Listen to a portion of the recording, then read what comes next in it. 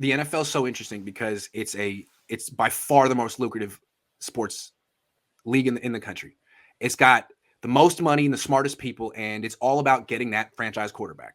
It's what it's all about. And really, there's no science to it in the NFL. What teams do is try to get a quarterback who's above average. There's like 15 of them in the world. Once you get one, wife that dude up. You know what I mean? Just commit and give him, that second contract that's market rate. That's what now it's like $35 million a year. It's getting to the point where it's like $500 million to re-sign. And your teams gladly do it. Gladly. You know what? It gives us stability. We look good. We're going to make the playoffs. Teams want to wife up the quarterback. Teams want to be in that monogamous, committed relationship. And to me, I don't get it. I think I don't like it. If I were a consultant, I would be advising teams to stay single and keep your options open. Because again, look at the Patriots now. They didn't trade up for a quarterback. They let Mac Jones come to them. If he sucked, they could get another one next year. They let it come to, and now, Mac Jones is cool, but they don't have to, they're not super invested in him. They can see how it works with him in a few years. And so, for example, the Niners, they don't do this. They're hot and heavy to wife up a quarterback. Jimmy Garoppolo, he's over there in New England. He's shown some glimpses. Let's trade a second for him. He gives us 5 good games. Let's give him $125 million. And now, if he turns out to be good and not great, you can't move on. You're invested. And you stick with him. And again, with Trey Lance, you didn't just let him come to you. You spent 3 firsts and a third on him. So him being bad is not an option. Not an option. And you're going to stick with him for years after years. And, if he shows you a little glimpse after 3 years on the bench, shows you a little glimpse in year 4, you're going to give him a $500 million. And once again, you're over-invested in the quarterback position. What I would say is that trend is dumb. And smart teams are going to start realizing, yeah, it's an important position, but the key to success, to really having a chance to win a Super Bowl, is to keep your options open at quarterback. I'm just saying, over-investing in quarterback. Like here, what do you think? What do you think?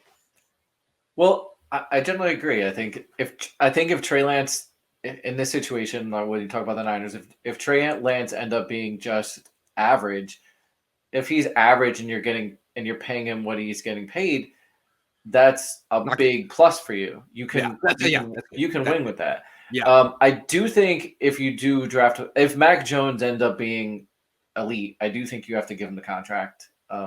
But I wouldn't. I'm on an insane boat with you is like a guy like Baker. I wouldn't pay Baker Mayfield. I would move on from him and the best part about it is there's plenty of teams that would pay Baker.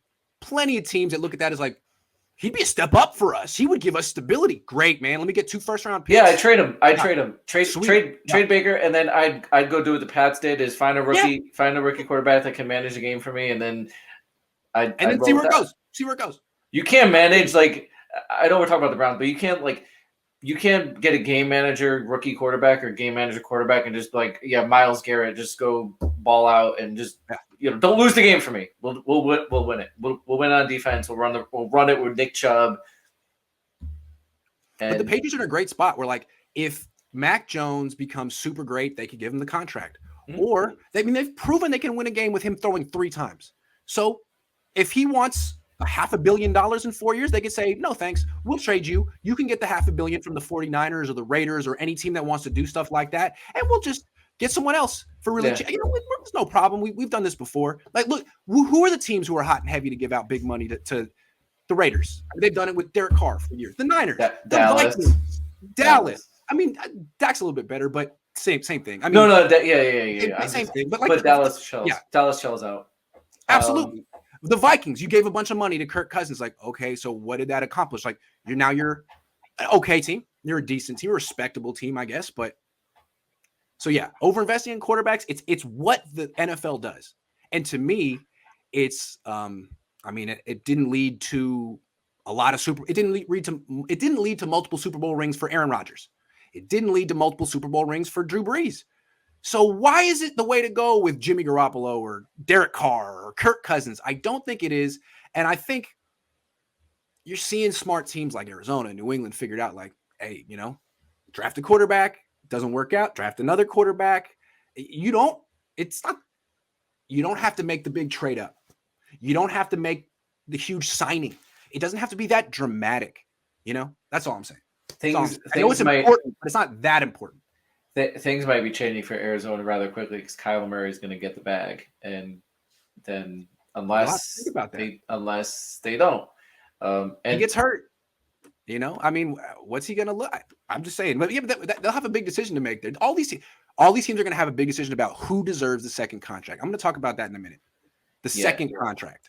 And like a team like Kansas City it's gonna be interesting because I believe Frank Clark and Chris Jenkins have one of the not Chris Jones have some of the higher position cap hits in the league. So and that Mahomes contract is really going to hit them next year as far as cap hit. So they're going to fall apart, but he'll be good.